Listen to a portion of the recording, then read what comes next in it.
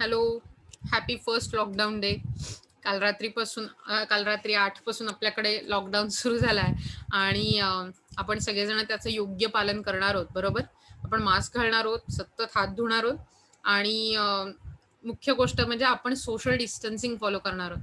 मस्तपैकी फिरायला गेलोय, आपल्याला काय फरक पडतोय, आपल्याला कोरोना होणारच नाहीये, हे लक्षात ठेवू नका. कदाचित हे लक्षात ठेवायला लागेल, की मे बी आपल्याला काहीच होणार नाही, पण आपल्या घरात वृद्ध लोकं आहेत, आपल्या घरात छोटी-छोटी बाळं असतील, कदाचित छोटी मुलं असतील, ज्यांना याचा प्रचंड इम्पॅक्ट होऊ शकतो. सो मे बी तुम्ही तुमच्या अँटीबॉडीजवर, तुम्ही तुमच्या रोगप्रतिकारक शक्तीवरती तगून जाऊ शकाल. त्यांना जास्त त्रास होईल याचा आणि आपण ह्याची काळजी घेतलीच पाहिजे because family comes first, right?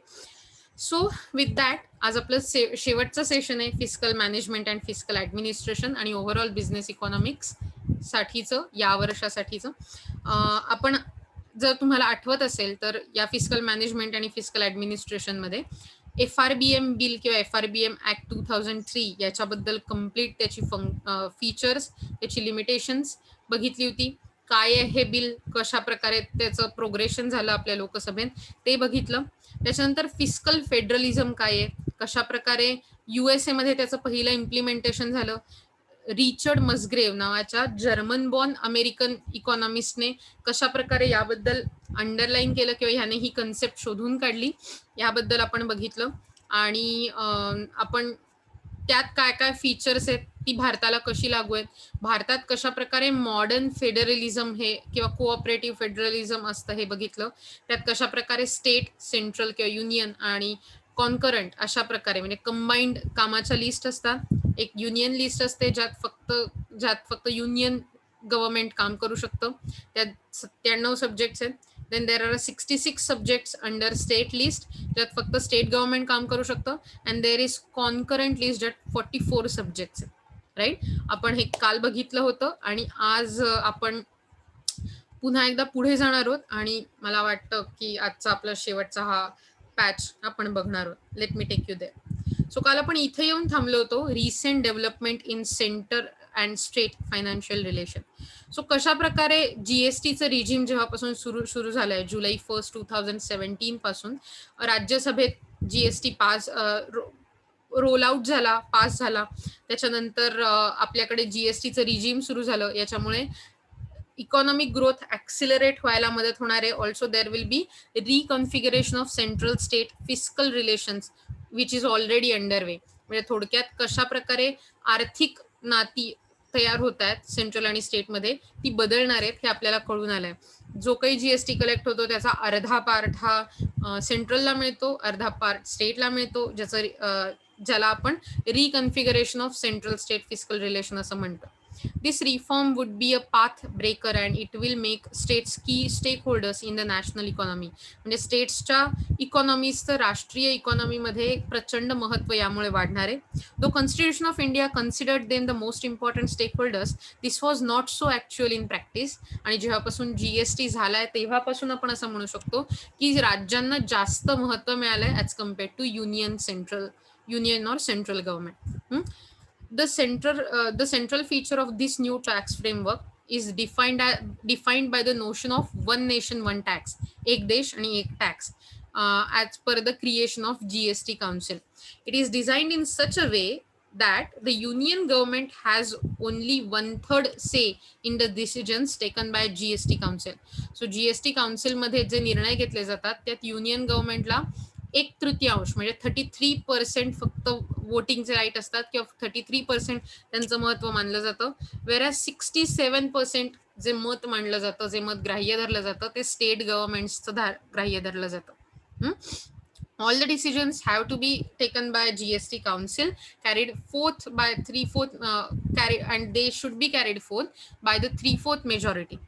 म्हणजे 304 म्हणजे 75% मेजॉरिटी असली पाहिजे आणि आपोआपच त्यामुळे स्टेटचं महत्व वाढतं. कारण जीएसटी काउन्सिलमध्ये सगळ्या स्टेट्सचे फायनान्स मिनिस्टर असतात. जर तुम्हाला आठवत असेल तर आपण हे पाहिलं होतं. Thus, at the present, it is very important to have coordination between central and state relation. These changes are initiated by the 14th Finance Commission. So हे जे जीएसटीचे चेंजेस आहेत ते आपल्याला 14 फायनान्स कमिशनच्या थ्रू मिळालेले आहेत. According to the 14th finance commission FFC, the spending decisions should be in the hands of states. The share of states increased from 32% to 42% of net union tax receipt. म्हणजे कशा प्रकारे spending केलं पाहिजे, हे GST मधून collect झालेल्या रेव्हेन्यूचं हे स्टेट्सच्या हातात दिलेलं आहे. आणि यात स्टेटचा डिसिजन घेण्याचा निर्णय किंवा शेअर ऑफ स्टेट हा 32% 42% युनियन टॅक्सच्या रिसेटमध्ये वाढलेला आहे. Now states have to subscribe to the conditionalities prescribed by the union government. थोडक्यात याच्यासाठी ऑब्व्हियसली स्टेटला एक युनियन गव्हर्नमेंटच्या ज्या कंडिशन्स असतात त्या फुलफिल करायला लागतात. The states coming to a good fiscal records can borrow from markets to fund their budget. आणि त्यामुळे ज्या स्टेट्सची क्रेडिबिलिटी फिस्कल रेकॉर्ड ही अतिशय चांगली आहे ते मार्केटमधनं डायरेक्ट बॉरो करू शकतात त्यांचे फंड आणि त्यांचं बजेटला साऊंड स्ट्रक्चर देण्यासाठी. On the basis of fiscal 14th finance commission FFC's recommendations, the union government has assured that public expenditure is now in the jurisdiction of states. This is fair since states which have to oversee law and order, public health, sanitization, agriculture, education, and building of roads and bridges have far more functional responsibilities than the center. म्हणजे थोडक्यात FFCच्या recommendation प्रमाणे union गव्हर्नमेंटला ही त्यांनी public एक्सपेंडिचरमध्ये union गव्हर्नमेंटने jurisdiction स्टेटचं वाढवणं गरजेचं आहे. कारण हे जे लोकल लेवल प्रॉब्लेम आहे ते सेंटरपेक्षा स्टेटकडून मोठ्या प्रमाणावर सॉल्व्ह करणं शक्य आहे. The term cooperative federalism coined by the National Democratic Alliance NDA. So NDA म्हणजे थोडक्यात आत्ताचं जे गव्हर्नमेंट चाललंय ते त्यांच्याकडनं कोऑपरेटिव्ह फेडरलिझम ही टर्म कॉइंड करण्यात आली, which reflects the ideology of cooperation and growth between state and cooperation कुणातलं आहे स्टेट आणि सेंटर आणि त्या दोघांची growth. The recommendation of FFC GST and other policies on the annual are only stepping stones. म्हणजे GST आणि या ज्या इतर इकॉनॉमिक चेंजेस आहेत हे फक्त स्टेपिंग स्टोन्स आहेत, छोटे छोटे मैलाचे दगड आहेत. आपल्याला आणखून खूप मोठा रोड क्रॉस करायचा आहे. The GST council and interstate council will play a very important role in transforming India. The state chief ministers are equal partners in the growing governing council of NITI, that is National Institute for Transforming India, NITI Aayog. Okay, Niti आयोगची पण स्थापना planning कमिशनची जी body आहे ती खारिज करून म्हणजे ती कमी करून नीती आयोगची स्थापना करण्यात आली, which has replaced again that's what they are saying. Niti Aayog has replaced planning commission. Accordingly to in the backdrop of FFC, the state are involved in the discussions related to the planning and decision of national priorities. So overall जितकी power पूर्वी union ministers नव्हती तशीच किंबहुना जास्त ही power ही state मिनिस्टर्सकडे देण्यात आली आहे आणि त्यामुळे त्यांचं contribution in the countries economic growth and development has become very valid. की रोल हा त्यांच्याकडे देण्यात आलाय. जर तुम्ही बघितलं असेल तर 14th फायनान्स कमिशनचे YV रेड्डी हे चेअरमन होते. आपण हे विसरून नाही चालणार या सगळ्या छोट्या छोट्या गोष्टी. Okay, the GST Council broadly approved the 4-tier structure 0, 5%, 12%, 18%, and 28%. But essentially, items including food grains are out of purview of taxation. जसं agriculture related असतात. पेट्रोल सुद्धा बाहेर आहे. But the central has allowed to impose the cess on luxury goods like high-end cars, tobacco, pan masala, aerated drinks, and other demerit goods. So जे चांगले नसू शकतात ज्यामुळे ॲडिक्शन होऊ शकतं, जे ॲक्च्युली लक्झरियस गुड्स आहेत त्याच्यावर मात्र सेंट्रलने सेस इम्पोज करण्याची परवानगी दिलेली आहे. The cess amounting to ₹50,000 crores will continue for 5 years and the process will be used to compensate states for any loss of revenue on the account of switch over to GST regime. म्हणजे जो cess गोळा होईल जो actually सेंट्रलकडे जातो, cess कुठच्याही प्रकारचा असतो तो, ते जे 50,000 crores एक्सेस गोळा होतील ते स्टेटला मदत म्हणून दिले जातील सो दॅट पुढच्या 5 वर्षामध्ये सेल्स टॅक्स कडून किंवा एक्साइज ड्युटी कडून GST रिजिम मध्ये येताना किंवा वॅट मधून जीएसटी मध्ये येता कन्वर्ट होताना जो काही लॉस झालाय स्टेटना तो भरून काढायला मदत होईल. The central has promise to abolish this cess after 5 years of GST would be the state main source of revenue. आणि अशा वेळी मग स्टेट हा मेन सोर्स ऑफ रेव्हेन्यू राहतील. Direct taxes like income tax, corporation tax, capital gain tax etc. Are already within the centre's domain. So हे जे जर तुम्ही बघितलं की डायरेक्ट टॅक्स जे असतात ते सेंटरच्या डोमेनमध्ये असतात. म्हणजे सेंटर कलेक्ट करतं direct tax, corporation tax, capital tax. So जीएसटीचा मेजर पार्ट स्टेटकडे जाणं अतिशय गरजेचं आहे आणि जे होणार आहे पुढच्या 5 वर्षात 2017 पासून. Therefore, they must have considerable control over its administration. The details of how tax assess will be segregated and tax collected are still being worked out. The tax revenue loss of the local self governments will have to be compensated, and they have to forego the revenue from local taxes like octroi, entertainment tax, entry tax etc. So कारण one nation one tax असा promo आहे किंवा असं काय म्हणतो आपण त्याला motor आहे. ह्या सगळ्या प्रकारचे जे इतर टॅक्स आहेत जे ऑक्ट्रॉय म्हणजे ज्याला जकात कर असं म्हटलं जातं, एंटरटेनमेंट टॅक्स आणि एंट्रीचे टॅक्स, सो हे सगळे सोडून द्यायचे, हे सगळे बंद करायचे आणि त्या सगळ्याचं इम्प्लिमेंटेशन जीएसटी मध्ये करायचं. In order to ensure single interface, all administrative control over 90% of taxpayers having turnover below rupees 1.5 crores would rest with the state tax administration and 10% with the central tax administration. म्हणजे administrative control जो 90% टॅक्सपेअरचा आहे, ज्यांचा turnover म्हणजे cells हे 1.5 crores below असतील, त्यांचं state tax administration बघणार आहे and 10% with the central tax administration. म्हणजे 90% त्यांचं ॲडमिनिस्ट्रेशन स्टेटकडून होणार आहे आणि 10% सेंट्रलकडून होणार आहे. Whereas further all administrative control over taxpayers having turnover about rupees 1.5 crores shall be divided equally in the ratio of 50% from central to state. म्हणजे ज्यांचं जे टॅक्सपेयर ज्यांचा टर्नओव्हर किंवा सेल्स 1.5 crores पेक्षा जास्त आहे त्यांचं मात्र जे काही टॅक्स असतील ते 50-50% डिवाइड होऊन जाणार आहेत. सो तुम्हाला लक्षात आलं असेल कशा प्रकारे जीएसटी सारखं रिजिम जे नव्याने रिलेशन क्रिएट करत आहे सेंटर आणि स्टेटमध्ये त्याचं वर्कआउट होणार आहे. It would be a dual with the central and state simultaneously living a common base.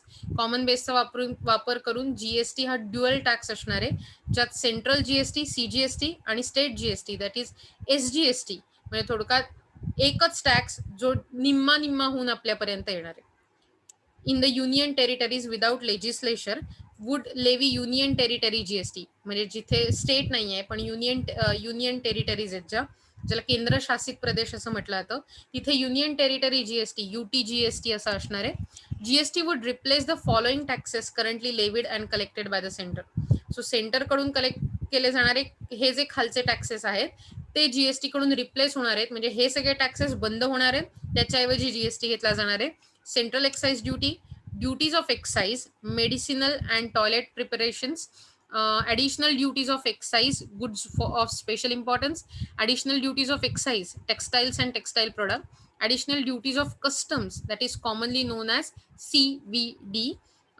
Then there is a special addition duty of customs SAD, and then service tax, cess and surcharges insofar as they relate to supply of goods and services. So जे cess किंवा surcharge goods and सर्व्हिसेसच्या सप्लायशी related असतात ते सुद्धा असे साधारण 8 आणि त्याहूनही जास्त आयटम्स आहेत की जे जीएसटी मध्ये कंपाईल होणार आहेत, जे जीएसटी मध्ये रिप्लेस झालेत, जे सेंट्रल गव्हर्नमेंटकडून चार्ज केले जातात. वेरॅज स्टेटला काय काय सबस्युम करायला लागणार आहे जीएसटी मध्ये, तर state VAT value added tax स्टेटचा, central sales tax, purchase tax, luxury tax, entry tax in all forms, entertainment tax except those levied by the local bodies. म्हणजे थोडक्यात छोट्या ग्रामपंचायत किंवा अशा लोकल बॉडीजनी वगळता बाकी जो टॅक्स एंटरटेनमेंट टॅक्स असेल तो असेल तो पण सबज्युम करायला लागणार आहे जीएसटी मध्ये. Tax on advertisement, tax on lotteries, betting and gambling, state cess and surcharges in so far as they related to supply of goods and services. So या प्रकारचे 9 टॅक्स हे आपल्याला सबस्युम्ड करायला लागणार आहेत स्टेटकडून जीएसटीच्या माध्यमातून. Then further GST would apply to all goods and services except alcohol for human consumption. Then GST on 5 specified petroleum products: crude oil, petrol, diesel, ATF, and natural gas would be applicable from the date of fixated by GSTC. GST काउन्सिलने ज्या प्रकारे rate apply केले त्या प्रकारे एक अल्कोहोलच्या गोष्टी वगळता, alcohol for human consumption आणि ही 5 स्पेसिफिक पेट्रोलियम प्रोडक्ट वगळता बाकी सगळ्यांवर तो लागू होणार आहे. Tobacco and tobacco products would be subject to GST. In addition, the central would continue to levy central excise duty. So ही डिमेरिट गुड्स आहेत, म्हणजे ज्यातून फायदा होत नाही अशी लोकांना, आणि अशा प्रकारचे डिमेरिट गुड्सना असं म्हणता येईल की सरकार त्याच्यावर कंटिन्यू करणार आहे excise duty, central excise duty आणि जीएसटी पण लागू होणार आहे. सो मेरिट गुड्स ज्याच्यापासून फायदा होतात, जसं की एज्युकेशन, स्कूलिंग, हेल्थ केअर, याला मेरिट गुड्स असं म्हटलं जातं, आणि अशावरती कमी प्रमाणात जीएसटी किंवा नाही असंही होऊ शकतं, जे आपल्याला नवीन प्रकारे समजून येईल. A common threshold exception would apply to both CGST and SGST. Exceptions ही दोन्हीना अप्लाय होणार आहेत, सीजीएसटी आणि SGST. Taxpayers with the annual turnover of 20 lakhs, that is rupees 10 lakhs for special category states as specified in the article 279A of the constitution. So 20 लाखांपेक्षा 20 लाखां इतका turnover असणारे जे बिझनेसमन असतील, टॅक्सपेयर असतील, they would be exempted from GST. त्यांचा GST exempt केला गेलाय. A compounding option to pay a tax at a flat rate without credits would be available to small taxpayer having annual turnover up to 50 lakh. So सगळ्यावर एक small किंवा same टाईपचा tax rate, वेगवेगळे नाही, जे आपण बघितले होते 0, 5, 12, 18, 28. सो ह्या रिजिमपेक्षा वेगळा जाऊन जो टॅक्स पे ज्यांचं टर्नओव्हर 50 लाखांपर्यंत असेल त्यांना एकाच फ्लॅट रेटने जीएसटी देता येणार आहे. The list of exempted goods and services would be kept to minimum. एक्झम्पशन्सची जी लिस्ट असेल, ज्याला एक्सेप्शन्स म्हणतात, ती कमीत कमी असेल, आणि it would harmonized for central and state as well as across state. So सगळ्या स्टेटसाठी ती सेम असेल. Export would be zero rated. जो एक्सपोर्ट केले जातात त्यांना इम्प्रूव्ह करण्यासाठी, त्यांना प्रमोट करण्यासाठी एक्सपोर्ट वरती जीएसटी लागू होणार नाही. Credit of CGST paid on inputs may be used only for the paying CGST on the output, and the credit for SGST or UTGST paid on inputs may be used only for paying SGST or UTGST. So जो tax collect केलाय त्याच्यावरची credit पे करायला जर सेंटरचा tax असेल तर सेंटरचंच GST collection वापरलं जाईल credit pay of करायला. वेरॅज स्टेटचा असेल, युनियन टेरिटरीजचा असेल तर त्याच्यात मिळवलेलं जे इन्कम असेल जीएसटी मधून तेच वापरलं जाईल. In other words, two stream of input tax credit ITC cannot be cross utilized with the exception. So central आणि स्टेट मधून ज्या स्ट्रीम येतात जीएसटीच्या, त्या आपण एकमेकांना इंटरसेक्ट नाही करू शकत, ते दोन्ही वेगळे राहिले पाहिजेत for the input tax credit. Accounts would be settled periodically between center and the states to ensure that the credit of SGST used for a payment of IGST is transferred by the originating state to the center. म्हणजे ज्या प्रकारे payment settle करायचे असतात तर centre आणि स्टेटमध्ये असं ensure केलं जाईल की जी क्रेडिट्स ऑफ एसजीएसटी आहेत ती आयजीएसटी ती यूज केली जातील. आयजीएसटी म्हणजे इंटिग्रेटेड जीएसटी पे करायला is transferred by originating state to central. म्हणजे ती सेंटरला ट्रान्सफर करायची असतात ओरिजिनेटिंग स्टेटकडून. Similarly IGST used for payment of SGST would be transferred by the centre to destination state. म्हणजे आयजीएसटी मधून जे कलेक्ट होतोय अमाऊंट ती जेव्हा ओरिजिनेटिंग स्टेटकडून येईल सेंटरकडे, तेव्हा सेंटर ती डेस्टिनेशन स्टेटमध्ये देईल. जेव्हा इंटर स्टेट म्हणजे 2 वेगवेगळ्या राज्यांमध्ये ट्रेड झालेला असतो, तेव्हा आय-जी-एस-टीचा इंटिग्रेटेड जी-एस-टीचा फॉर्म केला जातो. Further SGST portion of the IGST collected on B2C supplies would be also transferred by central to the destination state. So जेव्हा इंटिग्रेटेड जी-एस-टी मध्ये त्या स्टेटच्या कस्टमर्स कडून आलेला जी-एस-टी असतो, तो सेंटर कडून त्या डेस्टिनेशन स्टेटला, फायनल स्टेटला पोहोचवला जाईल. The transfer of funds would be carried out on the basis of information contained in the return filed by taxpayer. So taxpayers कडून जे रिटर्न फाईल केले असतील, त्यात जे डिटेल असतील त्याच्याच बरहुकूम ही ट्रान्सफर ऑफ पेमेंट केली जाईल. So overall 14 finance commission FFC कडून काय रेकमेंडेशन आली होती याच्यावर? ही कॉन्स्टिट्युशनल बॉडी आहे under the article 280 finance commission ही. म्हणजे थोडक्यात जसं प्लॅनिंग कमिशन बंद करण्यात आलं, तसं कोणत्याही गव्हर्नमेंटला फायनान्स कमिशन बंद करता येत नाही, कारण ती स्टॅच्युटरी बॉडी आहे. So article 280 of the Indian constitution, finance commission has become a constitutional body. It is constituted for every 5 years by the President of India to review the state of finance and finance of union and state of suggest measures for the maintaining a stable and sustainable fiscal environment. थोडक्यात central आणि स्टेटच्या financial activities, fiscal operations कशी चालू आहेत, ती healthy आहेत का, आणि त्या दोघांमध्ये कोऑर्डिनेशन कसं आहे, आणि मुख्य म्हणजे स्टेट्सला प्रोव्हाइड करायच्या ग्रँट्स किती असल्या पाहिजेत, या सगळ्या गोष्टींवर लक्ष ठेवण्यासाठी FC that is finance commission हे दर 5 वर्षांनी प्रेसिडेंट ऑफ इंडियाकडून रिन्यू केलं जातं. It also makes recommendation regarding the devolution of taxes between central and the states from the divisible pool, which includes all central taxes excluding surcharges and cess, which is the which the center is constitutionally mandated to share with the state. So असा विचार करा की कशा प्रकारे मिळालेला tax पूल आहे तो central आणि स्टेटमध्ये डिवाइड केला जावा, याविषयीही फायनान्स कमिशन इन्फॉर्मेशन देतं, सजेशन देतं. In general it makes recommendation about the following to the president of India. म्हणजे कशा प्रकारे ते प्रेसिडेंट ऑफ इंडियाला आन्सरेबल असतं. पहिली गोष्ट, the distribution of net proceeds of taxes between central and state and the allocation between states of the representative shares of such proceeds. So कशा प्रकारे स्टेटमध्ये आणि सेंट्रलमध्ये टॅक्सेसचं डिस्ट्रीब्युशन झालं पाहिजे, आलेल्या फंड्सचं अलोकेशन झालं पाहिजे, याविषयी ते सजेशन देतात, ॲडवाईस देतात, प्रेसिडेंट ऑफ इंडियाला रेकमेंडेशन्स देतात. Secondly, the principle that should govern the grant in aid to the states by center. सेंटरकडून दिल्या जाणाऱ्या ग्रँट्स, मदत सरकारने कशी दिली पाहिजे आणि स्टेट्सच्या म्हणजे राज्य सरकारने कशी घेतली पाहिजे, याविषयीची प्रिन्सिपल्स रेकमेंड करतात. Rather the measures needed to augment the consolidated fund of the states of supplement states to supplement the resources of local governments in the states of basic of the recommendation made by state finance committee.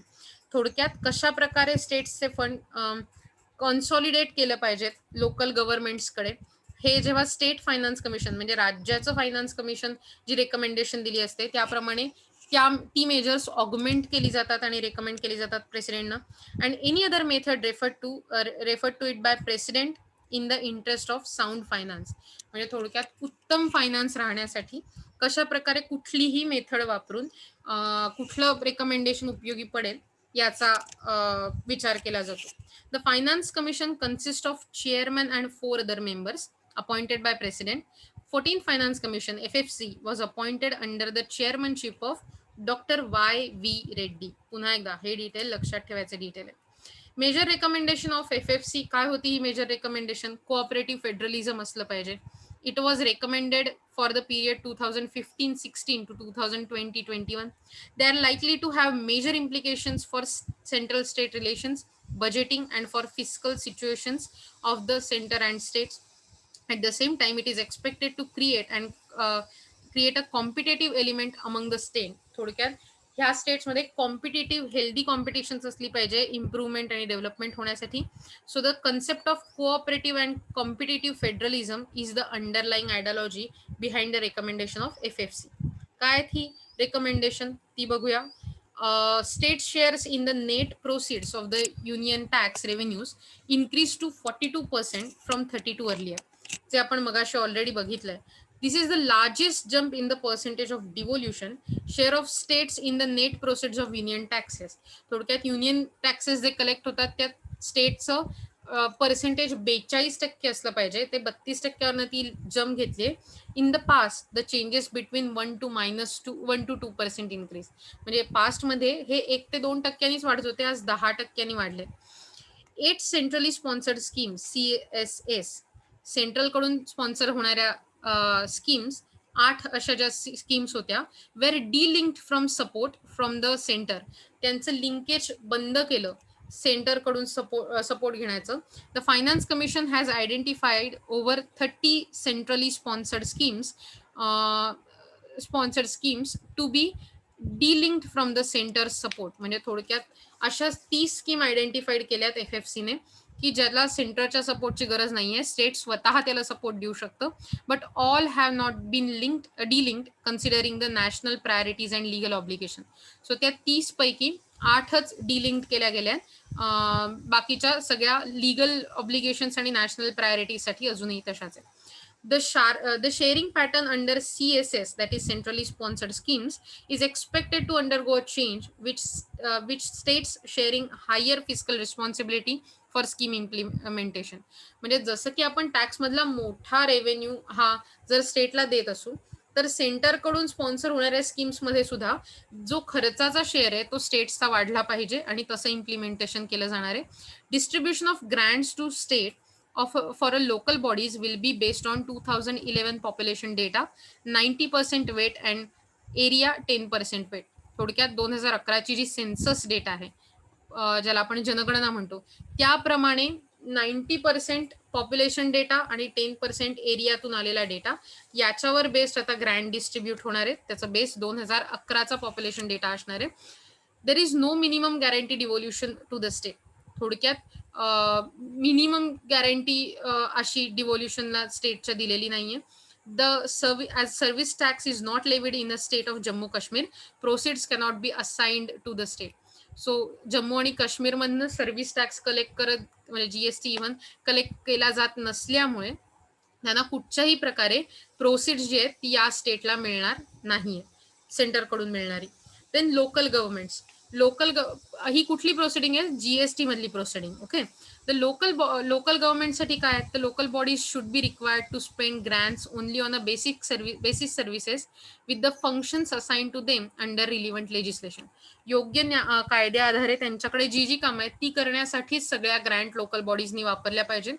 The distribution of grants to the states using 2011 population data with the weight of 90% and area with the weight of 10%.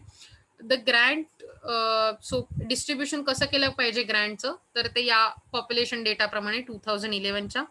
The grant to each state will be divided into two: a grant to duly constituted gram panchayat and grant to duly constituted municipalities.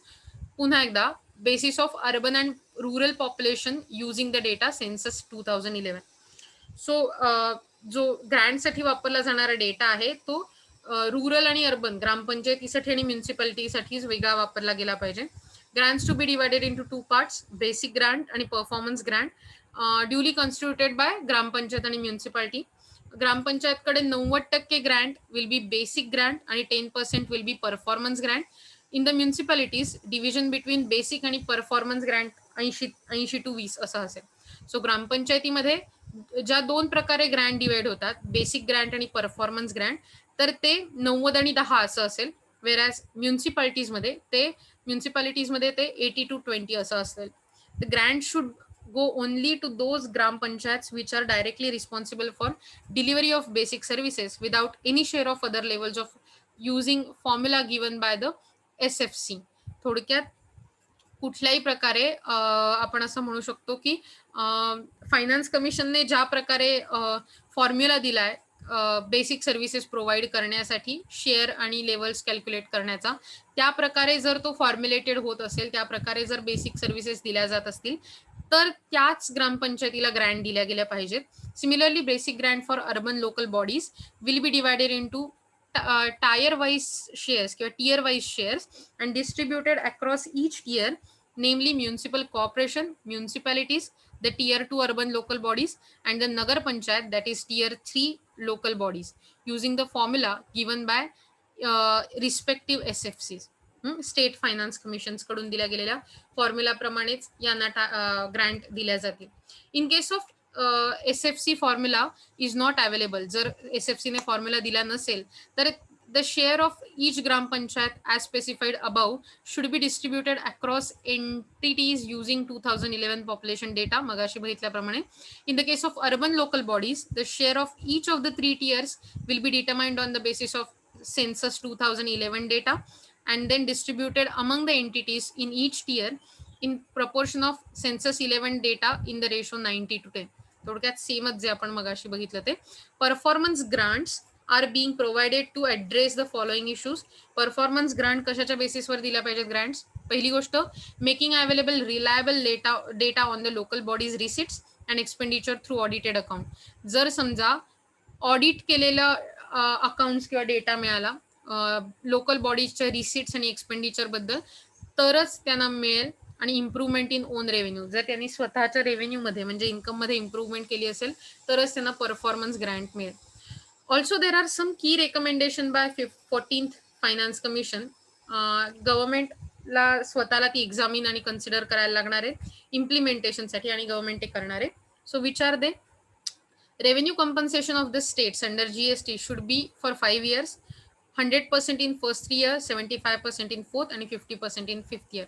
So स्टेट्सला जे income loss झालाय GST आल्यामुळे त्याचं compensation 5 वर्षांसाठी केलं पाहिजे. त्यात पहिल्या 3 वर्षांसाठी 100%, चौथ्या वर्षासाठी 75% आणि 5व्या वर्षासाठी 50% केलं गेलं पाहिजे.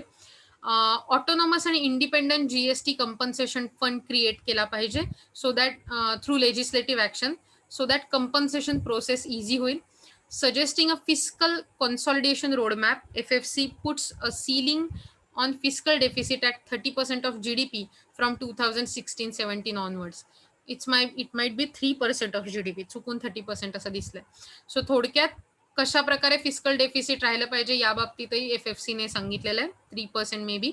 सम flexible provisions for state borrowings over and above the annual limit of the 3% of GSDP gross, ज्याला आपण बघितलं होतं की GSDP याच्या 3% फिस्कल डेफिसिट राहिलं पाहिजे. सो हे पण स्टेटच्या बॉरोईंगकडे, म्हणजे स्टेटचं बॉरोईंग किती राहिलं पाहिजे गव्हर्नमेंटकडून याच्यावर पण लिमिट राहिलं पाहिजे.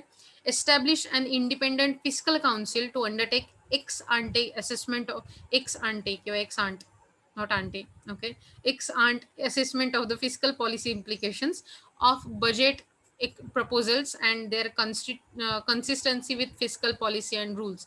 So ex ante assessment करण्यासाठी फिस्कल काउन्सिलची स्थापना केली पाहिजे, जे स्टेट्स आणि बजेटरी प्रपोजल्स बघतील आणि त्याचं फिस्कल पॉलिसी आणि रूल्स जी सेंटरचे आहेत त्याच्याबरोबर कन्सिस्टंट आहेत की नाही हे चेक करतील. देर will be suitable amendment of electricity act 2003. There must be this amendment in this act, Electricity Act 2003, to facilitate levy of penalties for the delays in payment and subsidies by the state government. So state government कडून मिळणाऱ्या subsidies आणि लोकांना delay in payment म्हणजे थोडक्यात bill भरल्यामुळे जास्त उशिरा bill भरल्यामुळे जे दंड भरायला लागतात त्या बाबतीत ह्या अमेंडमेंट झाल्या पाहिजे. Have independent regulators for the road sector for tariff setting, quality regulations and other function. So योग्य प्रकारे रोड सेक्टरसाठी नवीन रेग्युलेटर असले पाहिजेत फिस्कल ऑपरेशनसाठी. Several recommendations were made for evaluating governments ownership disinvestment in central public sector enterprises. जसं की मगाशी म्हटलं होतं की गव्हर्नमेंट वेगवेगळ्या पब्लिक सेक्टर युनिट्समध्ये इन्व्हेस्ट केलेली असते आणि ती कदाचित लॉसमध्ये जात असेल, कन्सिस्टंट लॉस असेल तर त्या तिथे डिसइन्व्हेस्टमेंट करावी की न करावी, गव्हर्नमेंटची ओनरशिप असावी की न असावी याबाबत इव्हॅल्युएशन करण्यासाठी सुद्धा वेगवेगळी रेकमेंडेशन्स केली गेली होती. आणि ओव्हरऑल म्हणजे काय म्हणतात ते की कुठल्याही प्रकारे डिस्टिंक्शन करायचं नाहीये प्लॅन आणि नॉन प्लॅन. आता नीती आयोगाच्या, कारण प्लॅनिंग कमिशनच नाहीये, तर अशा प्रकारे कुठल्याही प्रकारे बजेटमध्ये असं डिस्टिंक्शन करायचं नाहीये बजेट म्हणताना प्लॅन आणि नॉन प्लॅन. सो ओव्हरऑल हे होतं की आपल्याला फायनान्स कमिशन काय ते कळलं, FRBM ऍक्ट काय ते कळलं, आपल्याला फिस्कल फेडरलिझम काय ते कळलं या लेसन मधून. होपफुली तुम्हाला हे सगळं लक्षात आलं असेल. काहीही लक्षात आलं नसेल तर प्लीज विचारा आणि मुख्य म्हणजे तुम्हाला कुठल्याही प्रकारे याविषयी जर काहीही शंका असेल, तर ती मनात ठेवू नका, ती विचारा. तुम्ही कमेंट करू शकता तिथे खाली किंवा तुम्ही मला पर्सनल डी-एम करू शकता. तर त्याबद्दल स्वतःकडे काही असं बाळगू नका, की कसं विचारायचं. दुसरी गोष्ट, प्रचंड छोट्या-छोट्या डिटेल्सचा तुम्हाला अभ्यास करायला लागणार आहे. या प्रत्येक धड्यामधला. ती प्रत्येक व्हिडिओ अपलोड केली आहे. जी आपली ऑनलाईन लेक्चर झाली नाहीत, जी ऑफलाईन झाली ती तुमच्या समोरच झाली आहेत. त्याच्या नोट्स तुमच्यापर्यंत पोहोचलेल्या आहेत. तरी काहीही डिफिकल्टी असेल तर तुम्ही ती मला विचारू शकता आणि मला वाटतं, की हे तुमच्यासाठी बेस्ट असेल जर समजा तुम्ही खूप इन डिटेल्ड अभ्यास केलात तर. तुमच्याकडे वेळ आहे अजूनही. तुम्ही लेक्चर्स बघा. तुम्हाला ज्या नोट्स दिल्यात त्यातून प्रचंड गो थ्रू करा. It will be really beneficial for you. Okay. So have a happy exams ahead. खूप आनंदात राहा, मजा करा आणि आपण लवकरच भेटूया असं होप करूया. तोपर्यंत all the best for your exams and please stay in your home. Follow social distancing. Wear mask if you only have to, if you have to have like मला जायचंच असेल तर बाहेर. ओके. आणि आपण लवकरच भेटूया. Bye. Have a nice day.